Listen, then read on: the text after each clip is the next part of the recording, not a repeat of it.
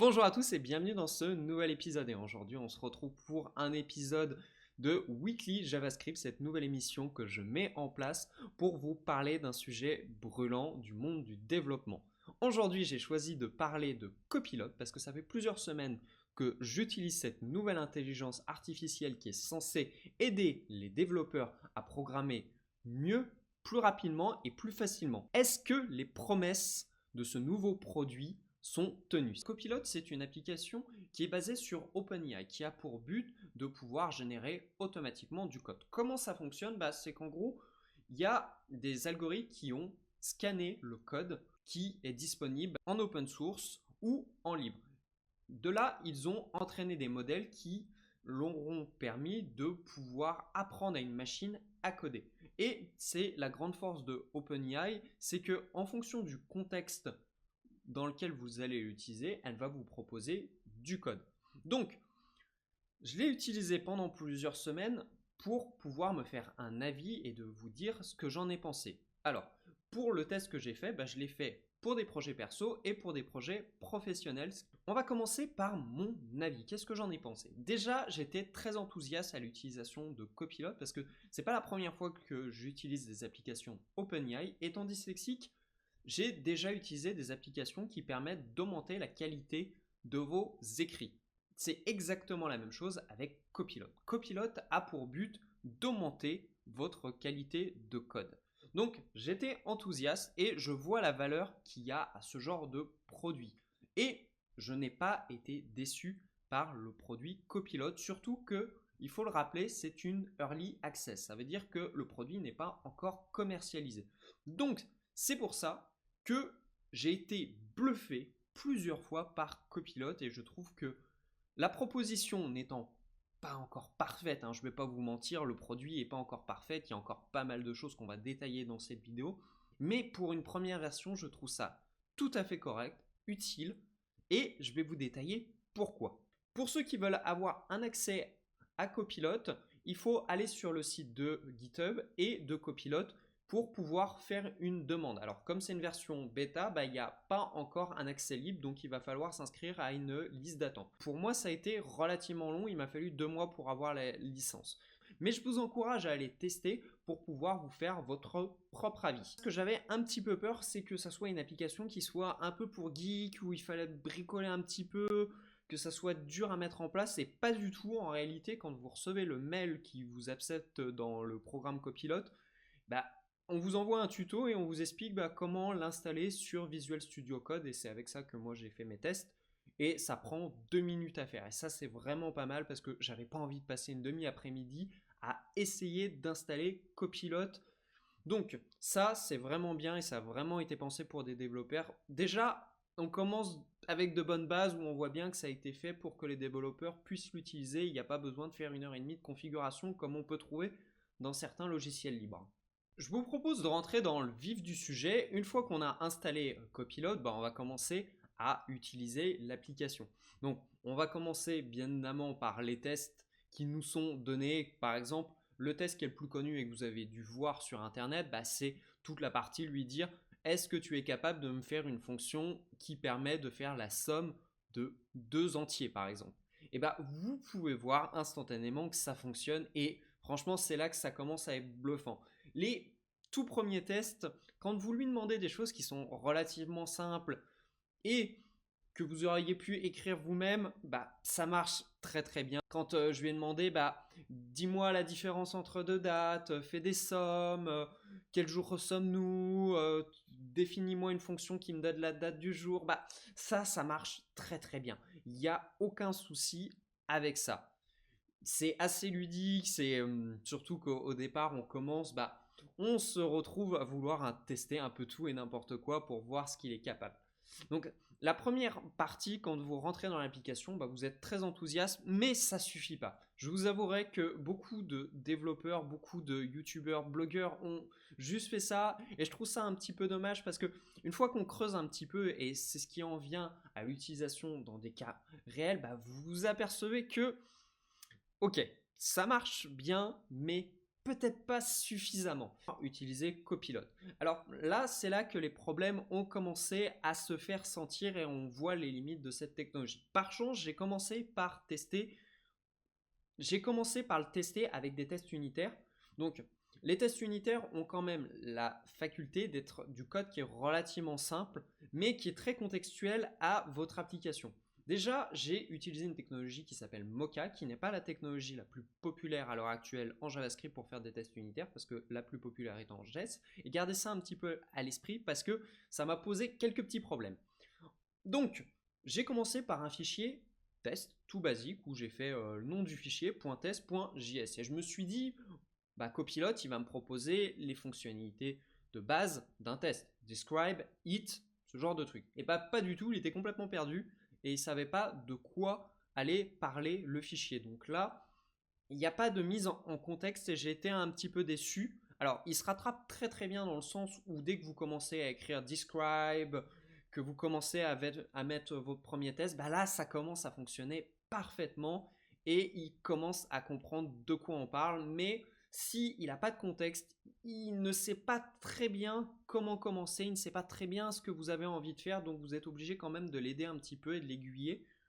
L'autre point, et là on va revenir à la partie Mocha et Jest, c'est qu'il ne comprend pas quel type de framework vous êtes en train d'utiliser. Par exemple, plusieurs fois, il m'a proposé du code Jest pour du code Mocha.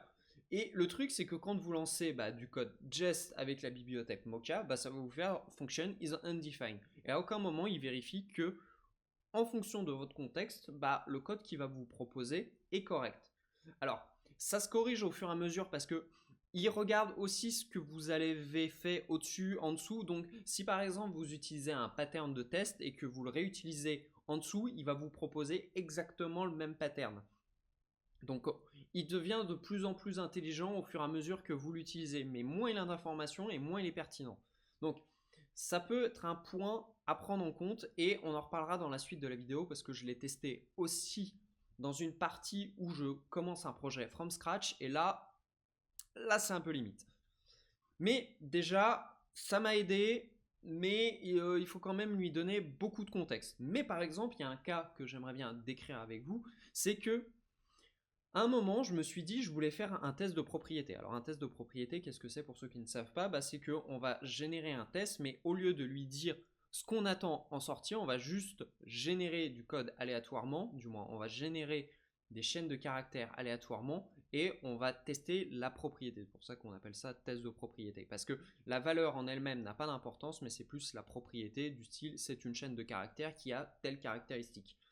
Donc, je me suis dit, je ne sais pas comment faire pour générer une chaîne de caractères. Je lui ai dit simplement, je lui ai décrit, je lui ai dit, je voudrais avoir une chaîne de caractères qui est générée aléatoirement. Et là, instantanément, il m'a proposé une ligne de code qui me générait une chaîne de caractères qui était générée aléatoirement. Et là, j'ai été bluffé parce qu'il a vraiment compris de quoi je parlais et il a proposé la ligne de code que j'avais besoin. Dans un cas un petit peu plus business où on va travailler sur le fonctionnel, où on va plus toucher la partie fonctionnelle de votre application, on se retrouve dans un cas où on ne sait pas trop si c'est Copilot qui vous aide ou si vous aidez Copilot à comprendre ce que vous voulez faire. Je trouve que sa pertinence n'est pas énorme quand vous l'utilisez dans un cadre où vous devez créer une application qui a une logique métier. Ça va vous aider à créer du code plus rapidement, mais en aucun cas ça va écrire le code à votre place. Mais il y a plusieurs cas que j'aimerais bien vous exposer où j'ai trouvé que Copilot était vraiment intéressant. Le premier, c'est par exemple dans le cas où vous ne savez pas comment démarrer. Moi, j'ai eu un cas, je ne savais pas comment faire. Je devais reproduire le système d'URL d'Express. Donc, c'est un système où vous devez construire des URL à partir d'une URL paramétrisée, donc où vous avez deux points ID et par exemple, vous devez trouver dans un objet la propriété ID et la remplacer dans votre URL. Mais dans ce cas-là, je ne savais pas comment faire et j'ai trouvé que Copilot m'a donné une piste pour commencer. Mais cette piste n'était absolument pas parfaite. Heureusement que mon code était en TDD et que j'ai lancé les tests et j'ai pu voir que ce que m'avait proposé Copilot, c'était buggé. Donc c'est une chose, il faut surtout ne pas lui faire confiance à 100%. Ça reste une machine, elle fait beaucoup d'erreurs je trouve, mais ça peut vous donner une piste de comment résoudre un problème. Dans mon cas, moi j'ai recodé 50%, il y en avait 25% qui permettaient de corriger le bug qu'il avait introduit et 25% qui étaient plus liés à mon besoin. Mais ce qui était quand même impressionnant, c'est que je lui ai expliqué ce que je voulais faire et il a compris et il m'a généré du code automatiquement. Ça, j'ai trouvé ça super. Le point où là je le trouve beaucoup plus pertinent, c'est pour la génération de mock. Copilot comprend très bien le contexte. Et dans un cas, je me suis retrouvé à avoir des mocks, des données qui ont été produites par mes collègues ou qui étaient issues d'environnements de prod, et j'ai voulu créer des fonctions qui vont permettre de générer du contenu similaire à ce qu'on m'avait envoyé. Et là, je lui ai dit, voilà, j'ai des données qui sont de telle forme, est-ce que tu peux me générer du code qui y ressemble? Et Copilot s'est exécuté. Mais là où il aurait pu simplement copier ce que je lui avais dit, il a été capable de comprendre que certains des attributs de mes objets étaient liés aux paramètres que j'envoyais dans la fonction. Et là, ce qu'il faisait, c'est qu'il a carrément réussi à prendre les exemples que je lui ai donnés, à les mettre contextuellement avec ce que je lui demandais, et la fonction marchait du premier coup. Et ça, c'est un point qui est vachement important parce que créer des mocks, c'est pas la chose la plus marrante. Surtout là, dans le cas où j'étais, il y avait des mocks qui avaient plus d'une centaine d'attributs. Donc il fallait être sûr qu'on ne se trompe pas, qu'on recopie correctement, qu'on n'oublie pas certains éléments. Et là, je lui ai dit, génère-moi ça, il l'a fait. J'ai regardé les champs qui devaient changer en fonction de certains paramètres. Mais il l'a fait parfaitement. Et ça, j'ai trouvé ça super. Le point où j'ai eu aussi du bien comme du mal, c'est par exemple là le code que j'ai dû générer avait beaucoup de design patterns très classiques. Il y avait des builders, des factories et tout ce qui est un système de façade. Je lui ai demandé naïvement, je voudrais avoir un builder. Là, il n'a pas eu trop de mal à me le faire, il m'a fait un builder. Je lui ai demandé de faire une façade, alors là, il savait même plus de quoi en parler. Donc, ce qui est extraordinaire, c'est qu'il arrivait dans un cas à faire le builder parce que c'est le design pattern qui est le plus utilisé à mon sens, mais à côté de ça, la façade qui est un design pattern qui est moins utilisé, là, il avait beaucoup plus de difficultés dans le sens où il savait pas trop comment faire.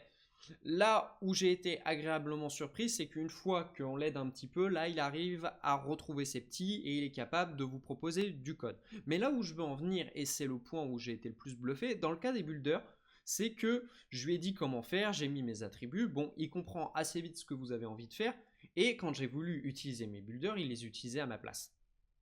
Il était capable à partir du moment où je faisais builder, with propriété, machin chouette, ensuite il proposait toutes les autres propriétés, il dépilait, il faisait le lien très facilement avec ce qui était passé en paramètres et là ça fonctionnait du premier coup. Et ça c'est vachement agréable, ça fait gagner un temps fou. Surtout, je trouve que Copilot pour des tâches qui n'ont pas beaucoup de valeur, où c'est simplement faire du copier-coller ou faire juste je veux la propriété machin chouette avec la valeur machin chouette, ça il est très bon à ce jeu là et il est capable d'insérer son code facilement à l'intérieur et il comprend très bien ce que vous êtes en train de faire. Au point de vue de la qualité du code, je trouve que c'est le point le plus aléatoire. Dans certains cas, j'avais du code qui était très bien écrit et dans certains cas, j'ai trouvé que le code était très mal écrit, digne d'un junior. Donc, toute la difficulté que j'ai eue, c'est qu'en permanence, j'ai dû relire, j'ai dû regarder ce que faisait Copilot et m'assurer que ils fournissent vraiment ce que j'avais envie.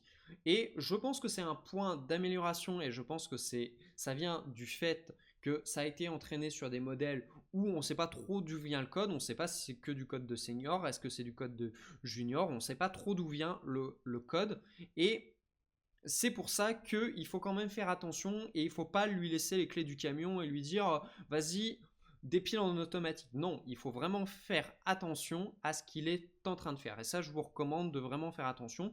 Une méthodologie que je peux vous donner, que je trouve assez bien avec Copilot, c'est que vous écrivez les tests à la main et vous vérifiez que le code qui est généré par Copilot correspond bien au test que vous avez fait. Parce que on peut très vite aller dans un truc où on lui fait confiance à 100% et en réalité Copilot, ça reste une machine. Ça ne réfléchit pas, ça assemble du code, on ne sait pas trop comment et il peut y avoir des bugs, ça ne vous garantit pas qu'il n'y ait pas de bugs, donc ça ne vous interdit pas de faire du développement logiciel. Le dernier point que j'aimerais bien voir avec vous, c'est mon état de fatigue à la fin de la journée après avoir utilisé Copilot. Je trouve que j'étais moins fatigué pour la simple raison, c'est que Copilot prend à sa charge la plupart des tâches rébarbatives. Des tâches où vous faites simplement du copier-coller en modifiant 2-3 paramètres par-ci par-là.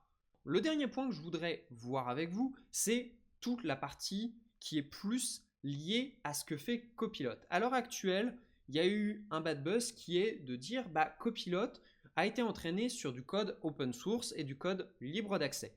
Le truc, c'est qu'on peut considérer que Copilot fait du plagiat dans le sens où il s'inspire du contenu qui a été fait par des développeurs du monde entier. Le truc, c'est que pour moi, ce n'est pas une copie.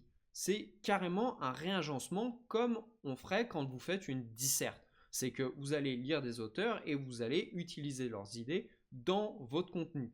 Mais en aucun cas, c'est une copie directe. Donc ce point-là, je vous le laisse en suspens.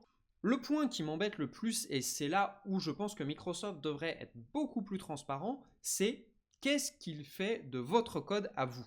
Dans le sens où Copilot, on voit bien qu'il comprend très bien votre code. Donc ça veut dire qu'il prend le code et il le met sur un serveur. Mais est-ce que votre code est stocké pour pouvoir enrichir la base de données de Copilot ou simplement il vous dit j'analyse le code, j'oublie et je vous envoie ce que vous avez besoin. C'est le point où j'aimerais bien savoir ce qui arrive de mon code parce que moi j'ai pas envie que mon code finisse dans la base de données de Copilot pour pouvoir l'améliorer. Pour conclure cette vidéo, moi j'ai été agréablement surpris de Copilot.